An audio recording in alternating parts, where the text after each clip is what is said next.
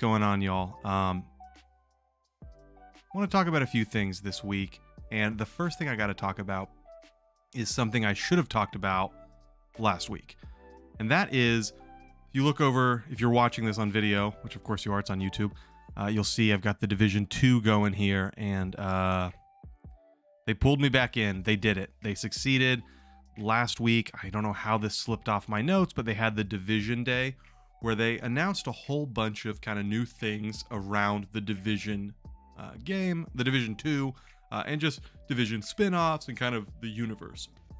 So the big things, and man, I gotta say, I'm a little bit annoyed they pulled me back in now. I'm trying to like finish games and get things out of the way in preparation for The Legend of Zelda Tears of the Kingdom, and here comes Massive wanting me to play more Division 2, and damn it, it worked. I'm very interested in this. But they announced not only Season 1, Year 5, Season 1, launching this summer, I believe June, and that's going to include like a new manhunt, some new missions, but also it's going to have this new mode, Descent, which is going to be a co-op roguelite, where up to 4 players go into this mode with none of the normal like gear or upgrades or specializations you'd have access to in the normal Division 2 world. You kind of start with nothing, and you're able to, as you progress through this mode, you like unlock things and level up and get better, but it is a roguelite, right? So you die, progress is gone. Very excited to see how that mode plays out. That looks really cool. That's going to pull me back in. And then in addition, they've got the Division Heartland, which they announced later this year. There will be a beta for that, and that is a PvEVP experience set in Middle America. I think the town was Silver Lake or Silver Creek, but it's sort of almost like a Dark Zone game, which I'm hoping it's more optimized, right? When you're looking at it being like the PvEVP mode, similar to the Dark Zone that was in the Division, the hang up I always had with it was, because I'm not someone who sort of mainlines a game, or who I don't really min-max, I don't spend a ton of time like figuring out the absolute best build, because I'm a little bit of a, I play too many games. And so while I do follow a few YouTubers and proudly and happily ripped off builds based off like guides, the Dark Zone, it took a lot of hours. You had to really build up, get the perfect, you had to hope for a good RNG so you could put together the perfect build to melt people. Because there'd be times in the Dark Zone where you're just getting deleted and you can barely, take off a couple of dashes from somebody's shield. So I'm interested to see how they optimize that more when the game's centered around that. I'm assuming it's going to be probably much more evenly matched, much less room for like abuse as far as builds go. I think they'll probably kind of squash the range there down, right? Like kind of bring everything into a certain range where, yeah, you can be optimized and have the drop, but it's not going to be to the level that we've seen in the first and second divisions, Dark Zone PvEVP mode, hopefully. But it looks interesting. They put out some video of it in that, and I think I'll go back and I'll put a link to the Division's website and all the information I'm going to talk about here, if you want to check out some of the footage or the trailers there for this.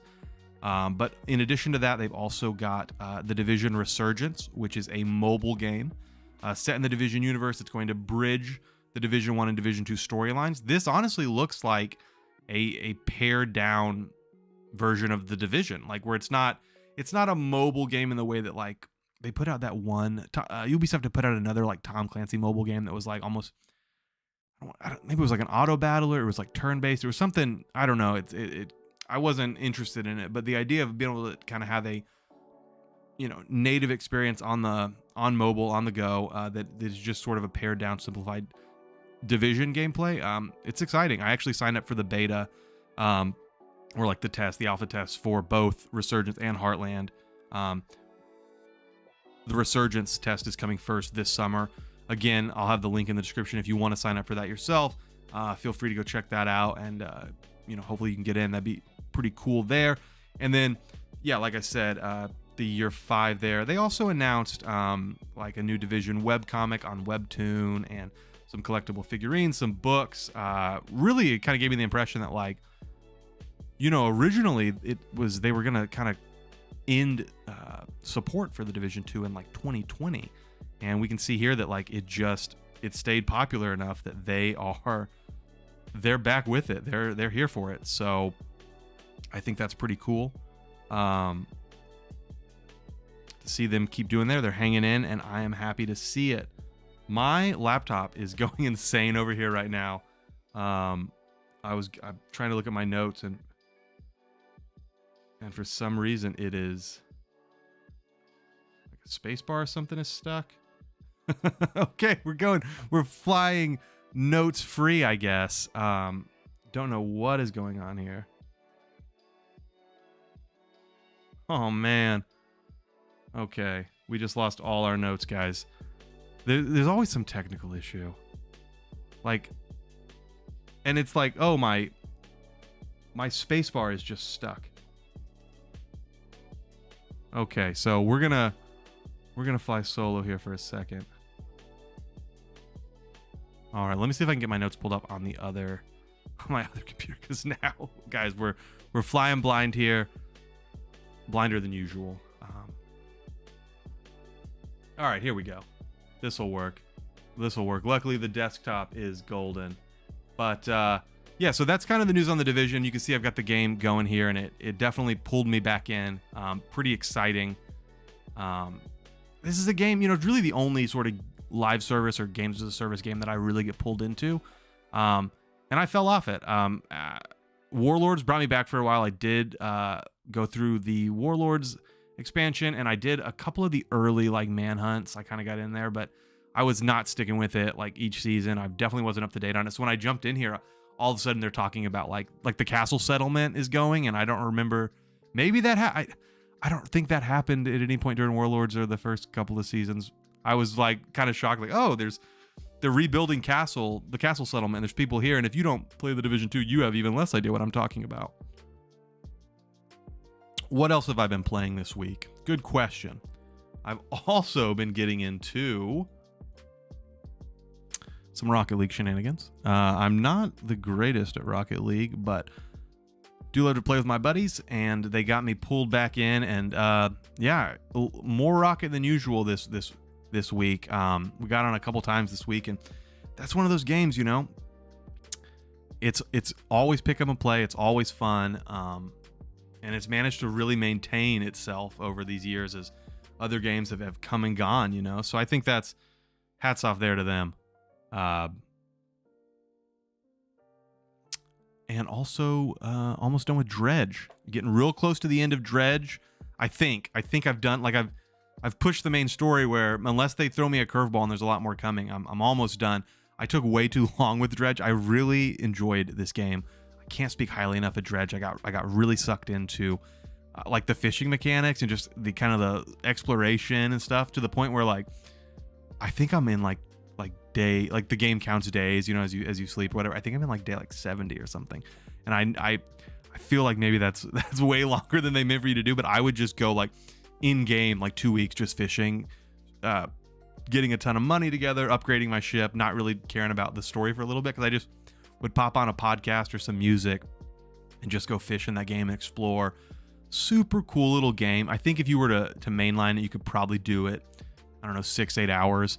I'm probably going to be looking at like maybe 16 hours, maybe more. But I've really been enjoying that game. Can't speak highly enough about it. And it's only like $25. Steam, PS5, Xbox, wherever you want to grab it. Super worth it. From Black Salt Games out of New Zealand. Yeah, Dredge. It's been interesting, the games that have really hit for me this year. Like, I'd say so far this year, Dredge really hit for me, and then Hi-Fi Rush really hit for me this year. Those have been kind of the top for me. I know a lot of like remakes have come out, and there've been a lot of like AAA remakes, and I don't know, I dodge those a lot. Not always, but most of the time they go right by me. Jedi Survivor launched this week. I did not play that, but apparently it launched in this awful technical state. I've been seeing online from like forums I'm in and people I talk to. It's a mess. It just feels just super poorly unoptimized for PC, and even on console, on PS5 and Xbox, it seems to be having some issues. Not across the board. Some people are saying they've had no issues, but there are a lot of people having issues, and you can look at some of the bigger reviewers that have come out and just said, hey, it's not even playable. And then also, if you want to really check something out, I'll put this in the link too. Digital Foundry has a video on it, and it is, I mean, it's damn near a hit piece, because it is just like, this is unplayable, this is unacceptable in 2023. You know, it doesn't matter what computer we're running it on, it just does not run. I know the reviewer Skill Up was trying it on a 4090 and was not able to get it to run performantly, where he was having insane stutters, issues with no audio in cutscenes, you know, just huge frame drops, just really bad state. And I think that's been a theme for a lot of people this year with PC ports of games, and just the releases. They just seem to be coming out half-baked. I mean, we saw, what, a month ago now, when The Last of Us came to PC, The Last of Us Part 1 from Sony. That was a disaster. The internet had a really good time with how goofy some of the bugs and some of the issues on that game were. I think this game is getting it even worse, because, you know, The Last of Us Part 1 was a remake of a remaster of a game from 2013. Most people who wanted to play it probably played it on PlayStation. While people were excited to see it come to PC, it wasn't like a brand new game. But with Jedi Survivor being a brand new game, the technical state of this game is very bad. And what I think is funny and is not going to age well is, I saw the day it launched in Bloomberg, I believe, Jason Schreier had a piece on, he'd interviewed the devs on how did they do this, make a AAA game in 3 years, when, you know, most games take 5 or 6 years. And I think that's not going to age well when you look at how poorly they released this game. So it's like, yeah, you didn't take that long to make it, and it shows. So yeah, that'll be interesting there to see how they handle that. They've said a patch is coming. Obviously, patches are always coming for games these days. So yes, there's a patch coming. Is it going to fix it that quickly? It kind of surprises me. If they're able to fix it that quickly, it has to almost be a mistake that they shipped it, right? Because you'd think if they shipped it in this state and they could have just fixed it in a couple days, they could have, you know, they wouldn't delay it a week. I don't know. Maybe they wouldn't. Maybe there's a lot of money on it. It is a Star Wars IP. So you obviously have Disney involved in some of the decisions they're making. You also have the fact that it's Star Wars, so you could release like a turd and that you're going to make a ton of money, because the IP just draws eyeballs, opens wallets. So with that in mind, like, maybe they said, screw it, you know, we'll fix it after the launch. But I think people are starting to really get hung up on it. But at the end of the day, people are buying it. So like, you see online, people go insane. Like, how can they release this? How can they release these games so broken? And it's like, because people are buying them. They're making a lot of money. And so as long as people are buying these products, at the end of the day, like, if you're just doing the accounting, there's really no reason not to release them buggy. If you can make your money, fix them later, there you go. One thing I think is a problem is how many reviewers are giving this game an 8 out of 10, a 9 out of 10, a 10 out of 10, like, you know, just, and not wanting to hold the bugs against it. Oh, there's a day one patch. So, you know, I get it. I think reviewers are probably caught between a rock and a hard place, in that they care about their relation with the publishers, and they want to make sure they get an advanced copy, a review code for like the next big release from, you know, EA or whatever publisher, you know, as you go forward. But I think part of the issue is, with that in mind, like, you also run the risk of like losing some trust there when you give a game a 10 out of 10 and then it doesn't run on like the most state-of-the-art consumer PC there. You know what I mean? Like, how can you not count that against a game? Most people go to a review because they want to see, am I going to have a good time with this game? And I think there's a pull to, like, you want to keep the review to, I do think you want to keep reviews like about the art and about the game itself and the medium, and you want to be able to review a game as art. You don't want to get into like a battle of like, oh, you know, where it's so objective and so technical, and like, we have to take off points for this and we have to take off this. You know, really, it is about the experience of the reviewer, and some reviewers might have pushed past it because they liked it so much. But there does seem to be a question of like, what is the bare minimum state a game needs to be in for you to talk about it. I don't know where I read this or heard someone say this. I think it was on Twitter, which I'm on too much. Somebody said they should have just left it unscored and just said, hey, well, you know, scores coming after the patch. Because I don't think you can give a game a 10 out of 10 or a 9 out of 10 when you see the sort of performance issues and the bugs and just the absolute dire state of the optimization for this game that's out. So we'll see. As long as they keep making money hand over fist, I don't have much faith these studios are going to learn anything about this. So what can you do? What can you do? All right, moving on from there. One last quick piece of news before we get into the big thing. The Asus ROG Do you say Asus ROG or Asus ROG? Because it's Republic of Gamers, right? But I say ROG. The Asus ROG Ally will be launching May 11th. And there's going to be all the info on like pricing and availability then. So we haven't really seen all of that yet. Have you guys seen this? Have y'all seen? One second. Here we go. Got to get a look at this bad boy. We've got the Asus ROG Ally. All right. Look, I'm on the fence about this thing. The rumor is obviously it's going to have a Ryzen Z1 APU, which is a new chip that is designed specifically for handheld gaming. And then impressively, a 7-inch 120 hertz display, 1080p, which outdoes, the Nintendo Switch. It outdoes the Steam Deck, which I think are the two with the most familiarity amongst consumers. So it's going to have a heck of a screen. Kind of does make you wonder about what battery life is going to be, especially when they're claiming like 50 to 100% more power than the Steam Deck in a machine that's coming in less bulky, a little thinner. It kind of makes you wonder, like, what's the battery life going to be on this sucker? It probably can't be that good because Steam Deck is not known for like a great battery life either. I think it's one of the strongest suits of the Switch still is their battery life. But yeah, this thing is looking pretty sweet. And I think what's interesting about the pricing is the rumor is we won't know pricing till May 11th. But the rumor is it's going to have two versions, one at $599, one at $699. You're obviously going to see a difference, I believe, in the chipset. And then the storage. So one will have 256 gigabyte SSD, one will have 512 gigabyte SSD. But $599 and $699, and that puts it in range of like the more high-end Steam Deck, which makes it a competitor. I think a lot of people were thinking this would have to be more like in the $800, $900 range, more like an AN Neo 2. But I think it's a smart move to price this thing aggressively. The question is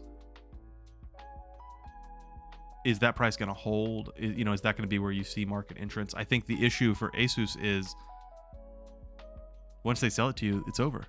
They don't sell software. Steam can price their machine pretty aggressively in the hopes that it increases software sales. Software is where Steam makes their money, is they're cut off the game by having the platform. But Asus doesn't have a platform. The interesting thing about this device is it's just going to run a version of Windows 11. So you'll be able to have Steam on there. You'll be able to have the Xbox Game Pass app. I mean, you'll be able to treat it like a PC. So there's really not going to be a ton of ways for Asus to make money on the back end the way a platform might. The way Steam and Nintendo are able to offer their hardware so aggressively priced is towards the idea of selling more software.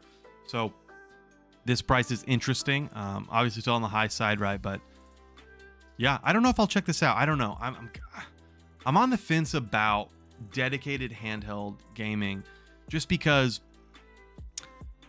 I'm not sure how much use I'll get out of it. I had the same issue with the Steam Deck, which I ended up not picking up just because, man, I don't know. I have a laptop. I have a laptop for portable PC gaming that does all right.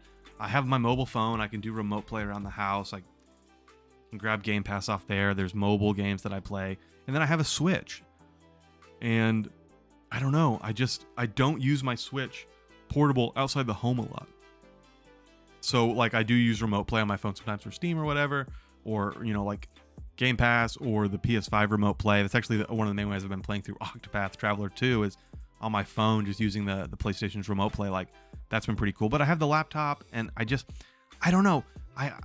With cloud coming the way it is, I'm kind of interested in the phone stuff. But the more I look at this and think about the idea of like, especially when it's like, oh, you could do 120 hertz, it's going to be a native download on this machine.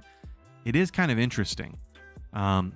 So I'm on the fence about this one, just like I was about the Steam Deck, but I don't know if they keep putting out these kind of devices and the price keeps lowering, they might sucker me in. They might sucker me into one of these things, and I'll play it, I'll love it for a month, and then I'll drop it. I swear, I am a sucker. I wish I should have grabbed a photo of this. Oh, here it is. Check this out. One thing that kind of I do think is a little bit interesting is if you look at the back of this thing here, those are the vents right on the back. And like, I feel like they're right by kind of where your fingers would be resting. And I just kind of wonder if like, it's going to get hot. Like, I don't know. This thing is much smaller than the Steam Deck. You wonder what kind of coolant they have in there, like as far as like the fans go. And I also wonder about the noise on this thing. Is it going to be quieter?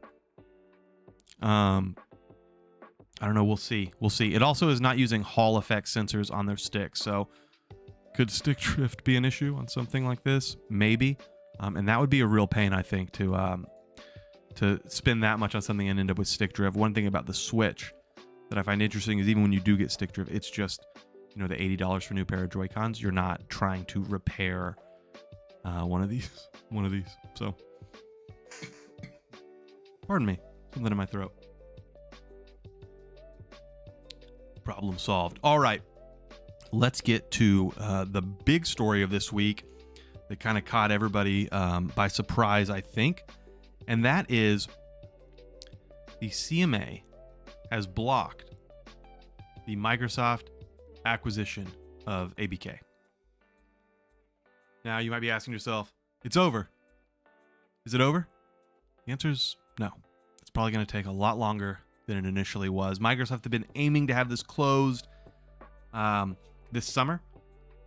I think I wrote it down. Now I can't remember. June or July. They were planning on having this thing Dunsky wrapped up. With the CMA out of the UK putting a block on this, it's probably going to be...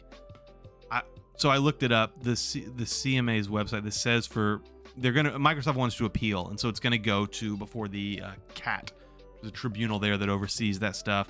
And for a straightforward case, it's 9 months. So this could be a year or two.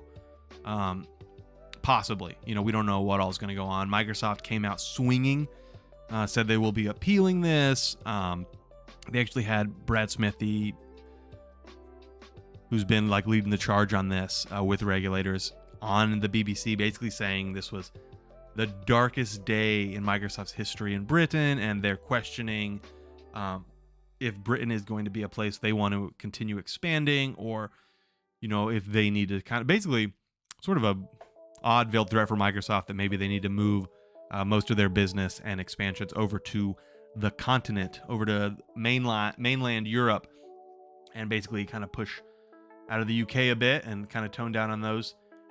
And I do think there's something interesting about that. But before I kind of get any further in this, I do want to point out, I'm not a console warrior. I don't really care if Xbox buys Activision or not. I have all the consoles. I have a PC. I play wherever my eye is caught, right? And it's all based on software. It's all based on games. Happy to buy my games. Happy to pay for subscriptions too. I'm of the opinion this deal should go through. Like, I don't think this deal is anti-competitive. But if it doesn't go through, who cares?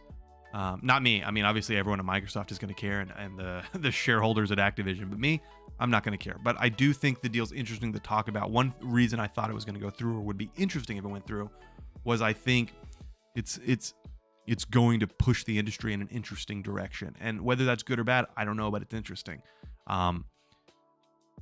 Because if Microsoft is able to get Activision Blizzard, having WoW and Call of Duty really will enable them to market Game Pass to casuals in a way that I don't think they're able to, because the big difference with a gaming subscription versus something like Spotify or Netflix or HBO Max or what have you is the time involved in each title. So, you know, if you look at a music streaming service like Spotify, you can listen to a song in 3 minutes, right? You can listen to an album in under an hour. You can go through a lot of content relatively quickly. You know, a long podcast is 3 hours, right? So you can knock out content quickly. You think about Netflix or HBO or Amazon Prime's 2 hours for a movie, 30 minutes for a show. The only thing comparable to games would be binging multiple seasons of a show, right? Because games, a short game might be 10 hours. Obviously, there's some indies that are, 4, 5, 6 hours, but, on average, a game is 10 to 15 hours on the shorter side. But some of the big AAA games, or some of the more involved RPGs, you're talking 50 hours, 60 hours, 100 hours.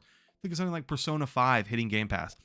It's like 100 hours on the light end for that game, right? You look at something like, Call of Duty that consumes people where people play that 5 days a week, every day. That's their game.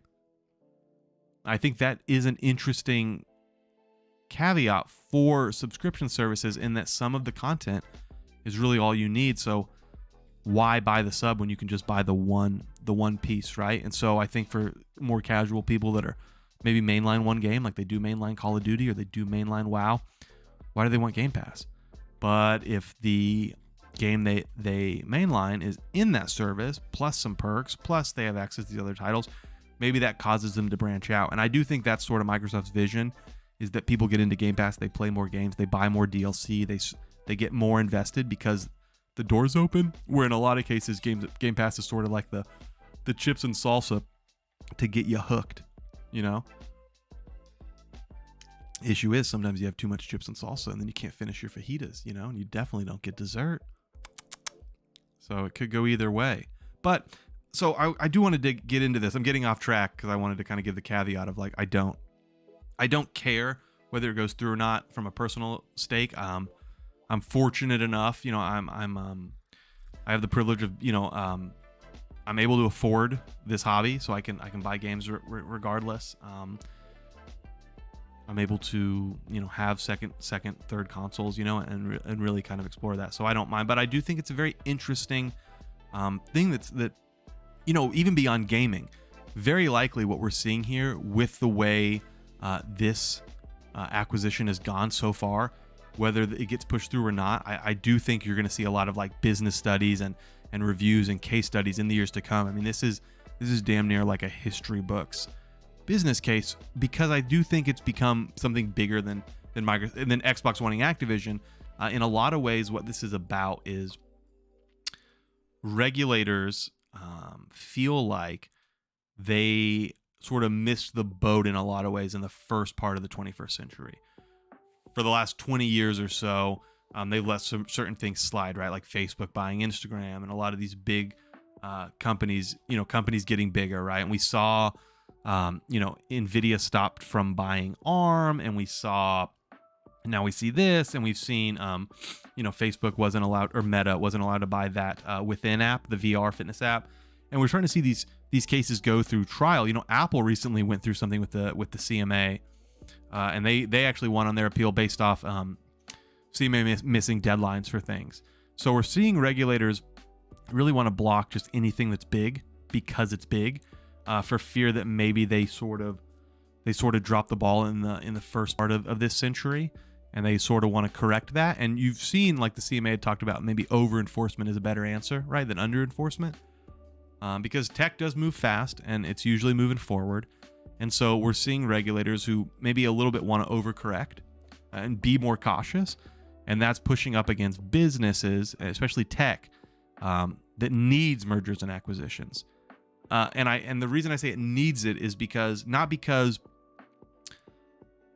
these companies will fall apart, but maybe the model in which they currently exist sort of requires it, right? Because a lot of these tech startups, they're funded by venture capitalists, and the off-ramp for venture capitalists, the off-ramp for VCs, the part where you reap what you've sowed is when these companies merge, get acquired, you sell them. So you put your seed money in, it grows into something, a bigger fish comes along, eats your fish, gives you the money, right? So with these regulators blocking some of these deals, now obviously Microsoft Activision is bigger, but it's not bigger when you think about the reason they blocked it, because everyone had kind of thought this was going through. I mean, up to the week before this, like Financial Times, all these papers, everybody, a lot of analysts were saying, yes, it's probably going through, because we saw earlier in the month, or at the beginning of the month, the CMA had dropped the console theory of harm. So they basically said, we don't think there's any harm in, Microsoft having this title when PlayStation doesn't have it, right? That Microsoft would lose too much money pulling Call of Duty away from PlayStations, but we're still concerned about cloud gaming. Most people thought, oh, you're still concerned about cloud gaming. Well, that'll probably blow over because cloud gaming is so small. And so you're probably not going to block it on cloud gaming when cloud gaming is not an appreciable part of the market. It's growing, but it's growing quickly only because the numbers are so small. Cloud gaming is not yet a replacement for native gaming. It is not really tacked on with consumers. There's some interesting things the CMA looked at here. One is they looked at basically anyone with a Game Pass Ultimate sub as an xCloud user. They didn't do the same for something like, say, Amazon Luna, which is a cloud gaming service. They didn't look at every person who has Amazon Prime and say, oh, they're an xCloud user. But they're sort of mixing everything together, right? They're mixing the business model of how it's delivered with the actual technology, with the service, with the idea of subscriptions. They sort of mashed it all together to sort of make it work as like, oh, Microsoft is too powerful with the cloud. And if they get Call of Duty, they'll be able to kind of foreclose on all these other cloud companies, which is odd when you consider the fact that, like I said, cloud is very small. We don't know if it'll ever be a replacement for native gaming. And two, if Microsoft can't afford to pull Call of Duty away from PlayStation or Nintendo, I mean, not Nintendo, but away from PlayStation or like Steam, and that's what the CMA found, that they can't, they lose too much money doing that. Wouldn't that same logic carry over that they would need the game to be in as many places as possible on cloud? Because part of what Microsoft has been doing, and even after the CMA blocked, they made another deal with a Spanish streaming company, Inware, but they'd made deals with Boosteroid, Ubidus, and more importantly, like Nintendo and Nvidia, to put Call of Duty on these platforms. And obviously Nintendo would be a native, much like, Steam or PS5, but Nvidia, Boosteroid, and then Inware, this is cloud streaming. And so they're bringing Call of Duty to that. So one of the funny things I thought in looking at some of the CMA points, and it's over a 400-page document. I didn't read the whole thing, but I cliff notes it. This is a real trust me bro moment. They had said that because Microsoft is going to keep all of the in-game purchases when it's on cloud platforms, that this wouldn't be good for groups like Nvidia. And they actually said this would not be good for bring your own game services like Nvidia. But then Nvidia tweeted later that day like, no, we love this deal. And I do think that's funny because the CMA is like, we've looked at this, we don't think it would make business sense for Nvidia. And Nvidia is like, we also looked at it. We are in the business of being Nvidia, and we signed the contract, right? Like, Nvidia is a very sophisticated player in the tech space. They weren't born yesterday. They signed this deal because it's good for them. They're not even set up to take in-app purchases. Nvidia currently, none of the games on Nvidia's GeForce Now, they don't take in-game purchase cuts. They're not a platform. They're a tech service that allows you to stream games you own. So they're not designed for that. That's not how they make their money. But the CMA is assuming that that's how they will want to make their money, or how they should make their money. I'm not quite sure on that, but again, it's very odd why they blocked it. So likely we're going to have an interesting appeals process. I think we've seen Microsoft and Activision kind of freak out about this a little bit. And, some of their, obviously Activision's been the more aggressive one in the press this whole time, but they both sort of stepped out like, hey, we really don't think this is the right decision. And you're seeing it not just with Microsoft. Motorola recently put out a statement about the CMA blocking or wanting to change the pricing on a contract they'd already set up and had agreed back in 2016. And I mean, they straight up called out the CMA as like, this is unprofessional. We don't see a basis in this economically. We don't see a basis in this legally. I think they actually said this was egregious. On changing the pricing on their contract. So I do think maybe we're seeing some regulatory overreach over there. I don't know if anything can be done. This deal might be dead just because, as a foreigner and not someone who lives in the UK, I don't understand how their process works at all. I was trying to look into it, like when Microsoft said they'd appeal it, how would that appeal work? And it seems like you appeal to another authority, and it's not like in the US or in Europe where you can go to a court and basically say, hey, can you overturn this ruling? You actually go and say, hey, I think you have to have a certain things. They acted irrationally, or they got something wrong procedurally, and then you can get them to push it back to the same group and be like, hey, look at this again. We think you got like a point of process wrong. And then that group has to come to a new decision. So it almost seems like essentially they can appeal it, and the government, the UK government, basically this tribunal basically says, hey, rethink this. And then they rethink it. And so it seems like the only reason for them to change their mind is political pressure. And there's no check on it. Like, it almost seems like you have these, in a way, I don't know. I mean, this is just my American is showing, but I don't understand how you can have unelected bureaucrats who you can't like overrule. That's and like I said, not from the UK, don't fully understand it. But I was reading that, very surprised that you can't just get a judge to, you can't appeal it higher, right? You can't go to the next court up. There isn't. It's a one and done shop. You can kind of ask, you can try to ask someone else to ask them to like, can you please rethink this? I think that's kind of funny. So I don't know where this deal's going. I don't think it's dead yet. I think we're unfortunately gonna have to hear about this for years to come. I don't say unfortunately, but I don't mean that. I actually find this stuff super interesting, like the business side of it. So I'm happy it's going on. I mean, I hope this goes to like all the courts, and like a lot of interesting dirty laundry comes out, and we get to learn a whole bunch about how the sausage is made on the business side. Because obviously the dev side is interesting to learn about too, but seeing how these deals come about and how these companies try to cement their position. I mean, it's always been cutthroat, right? You look back at like the early days of, Nintendo and Sega at each other's throats in front of the U.S. Congress over like decency and like, what are you showing kids and all that. Like the guy from Sega pulling out one of the Nintendo light guns, like, oh, you're so kid friendly, huh? Like all that stuff. Like they've always been kind of political and cutthroat. So I just think more of that's not so bad. It's super interesting to me, actually. But yeah, I'm trying to think if I had another point I wanted to make there, but I don't know.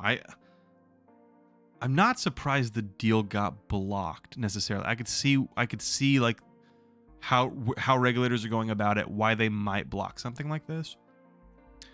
But what I find surprising, like I said, is just the fact that they blocked it over cloud gaming.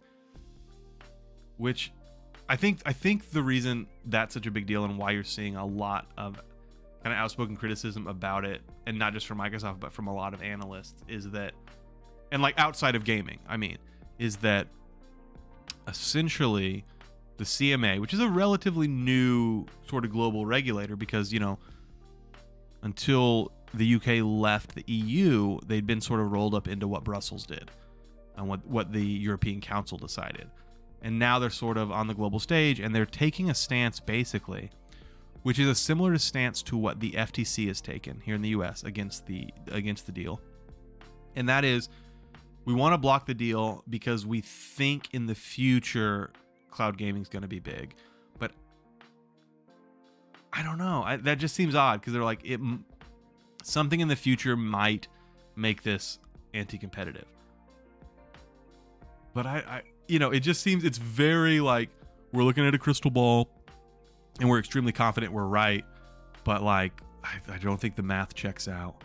And the difference with here in the US is when the FTC takes that position, they don't get to just say we're blocking the deal. They have to go to court over it, and they're going to go to court. And I don't see it standing up before a US judge looking at it, especially not with the FTC's current track record of losing a lot of these cases.